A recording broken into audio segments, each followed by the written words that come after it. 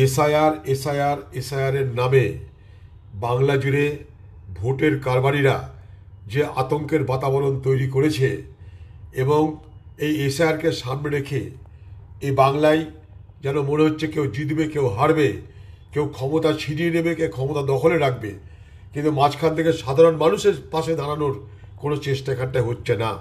এসআইআরটা কি সেটা মাথায় দেয় না গায়ে মাখে, না সেদ্ধ খায়, না ভাজা করে খায়, তার প্রচার কিন্তু পশ্চিমবঙ্গ সরকারের পক্ষ থেকে বা বিজেপির পক্ষ থেকে কোথাও হচ্ছে না। মানুষ যতক্ষণ না সচেতন হবে ততক্ষণ পর্যন্ত মানুষের মধ্যে ভয়, ভীতি এবং অযথা আতঙ্ক সেখানে সৃষ্টি করা যাবে, সেটাই ভোটের কারবারিদের একমাত্র লক্ষ্য।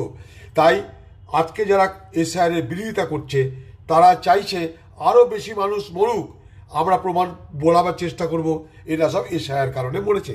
এই বাংলায় পরিযায়ী শ্রমিক মরে, খুন হয়ে মানুষ মরে, ধর্ষণে বাংলার মহিলাদেরকে হত্যা করা হয়, ডাক্তার মার খায়, ডাক্তার হত্যা হয়, আরজিকর হয়, কসবা হয়। পশ্চিমবঙ্গের সরকারি দলের কোনো নেতা মন্ত্রীদের এই তৎপরতা, এই ভাষণ, এই মিছিল কিন্তু দেখা যায় না।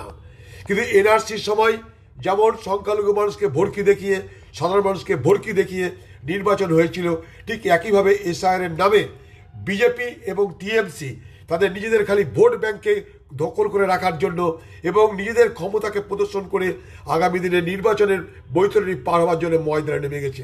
এনআরসির নামে অনেক ভয়ের ভীতির বাতাবরণ তৈরি করা হয়েছিল।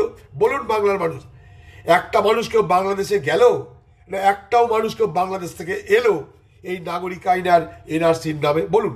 কিন্তু দুটো ভোট হয়ে গেল, বিধানসভা ভোট হলো, লোকসভা ভোট হলো, এনআরসির ভালো মন্দ, নাগরিক আইনের ভালো মন্দ আমরা কেউ জানলাম না। কিন্তু এখন বাজারে এসআইআর চলছে, এনআরসি এখন ময়দানে খাবে না, নাগরিক আইন বাজারে এখন খাবে না, তাই এখন বাজারে নিয়ে আসা হয়েছে এসআইআর। বাংলার মানুষ ভয় পাবেন না। রাহুল গান্ধীর নেতৃত্বে বিরোধী দলগুলোর সহযোগিতায় ভারতবর্ষ জুড়ে নির্বাচন কমিশনের ক্ষমতার অপপ্রয়োগের বিরুদ্ধে দেশ জুড়ে প্রতিবাদ হয়েছে, হাইকোর্ট হয়েছে, সুপ্রিম কোর্ট হয়েছে, পার্লামেন্টে প্রতিবাদ হয়েছে। ফলে নির্বাচন কমিশন যা খুশি তাই করবার ক্ষমতা কিন্তু খর্ব করা হয়েছে। নির্বাচন কমিশন যা খুশি তাই করতে পারবে না, কারণ দেশ জুড়ে তাহলে রাহুল গান্ধীর নেতৃত্বে এবং এই অন্যায়ের বিরুদ্ধে আন্দোলন হবে, এটা সবাই জানে। রাহুল গান্ধীর তাই ভোটার অধিকার যাত্রা কথা মনে করে দেখুন, নির্বাচন কমিশন আজ সতর্কতা বুঝতে পারছে যা খুশি তাই করা যাবে না। তাই আগে আপনারা সচেতন হন। পশ্চিমবঙ্গ সরকারকে বলবো মানুষকে সচেতন করুন।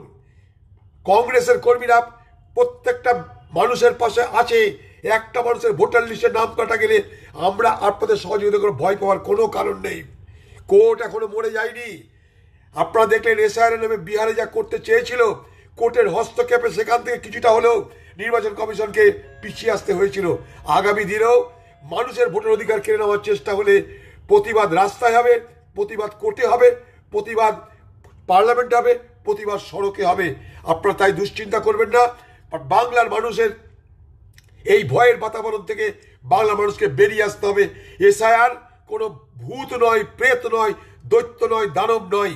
তাই বিজেপি এবং টিএমসির এই এসআইআরকে সামনে রেখে যে নির্বাচনের বিভাজনের রাজনীতি করে যে ভোট বাক্স ভোটের ক্ষমতা দখল করার যে অপচেষ্টা, তার বিরুদ্ধে মানুষকে রুখে দাঁড়াতে হবে।